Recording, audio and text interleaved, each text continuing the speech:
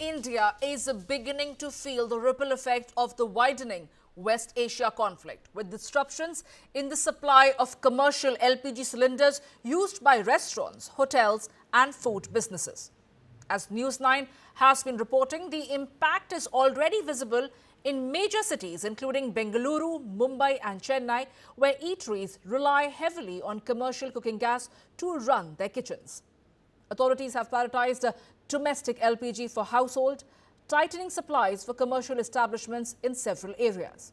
And to manage the situation, the government has revised the priority order for natural gas allocation, putting LPG production, CNG and piped cooking gas at the top of the list. Oil refineries have also been instructed to ramp up LPG production, while a panel of oil marketing company officials have been set up to review supply requests from hotels and other industries. Iran और Israel के बीच चल रहे युद्ध का असर अब भारत की रसोई तक पहुंच चुका है। जी हां, भारत के तमाम रेस्टोरेंट जो है इस वक्त बंद होने की स्थिति पर पहुंच चुके हैं, क्योंकि गैस सिलेंडर जो है, जो कमर्शियल गैस सिलेंडर है, वो सप्लाई होना कई डिस्ट्रीब्यूशन ने बंद कर दिया। दिल्ली हो, मुंबई हो, तमाम बड़े शहरों में स्थिति वही है। तमाम रेस्टोरेंट के मालिक जो है सरकार से गुहार लगा रहे हैं कि सरकार इसमें कोई मदद करे। अब रेस्टोरेंट के मालिकों ने एक नया ऑप्शन सोचा है कि इंडेक्स यानी इलेक्ट्रिक जो गैस आती है, जिससे ये चूल्हा आता है, इसका उपयोग किया जाए ताकि जो रेस्टोरेंट में जो ग्राहक आते हैं उनको फूड क्वालिटी अच्छे से सर्व किया जाए। अब बाजारों में जो इंडेक्स होता है, ये जो यानी इलेक्ट्रिक ये जो गैस होती है, इसकी डिमांड बढ़ते हुए दिखाई दे रही है। और जाहिर सी बात है, जब इसकी डिमांड बढ़ती है तो दुकानों में भी इसके जो स्टॉक है वो भी चेक करना पड़ता है कि आखिर इनके पास कितना स्टॉक है। हम ऐसे एक दुकान में मौजूद है जो मुंबई का दादर इलाका काफ़ी सबसे बेस्ट इलाका माना जाता है शहर का, जहाँ सबसे ज़्यादा भीड़ होती है, वो लोग शॉपिंग करने आते हैं। इनसे बात करेंगे। भाई साहब बताइए कि ये ईरान इजराइल के बीच जो चीज़ें चल रही है, गैस सप्लाई बंद हो चुका है, इंडेक्स की डिमांड आपकी दुकान में कितनी हो गई है? सर, हमारे जो इंडक्शन की बात करें तो इंडक्शन अगर पहले जहाँ पे 2 दिन 3 दिन में 1 या 2 इंडक्शन बिकते थे, आज वो दिन में 6 से 7 या उससे भी ज़्यादा इंडक्शन की डिमांड हो गई है। और जहाँ से माल आ रहा है वहाँ पे सप्लाई इतना ज़्यादा कम है कि जो इंडक्शन की सप्लाई पहले काफ़ी ज़्यादा हुआ करती थी, आज वो इंडक्शन की वहाँ पे शॉर्टेज है।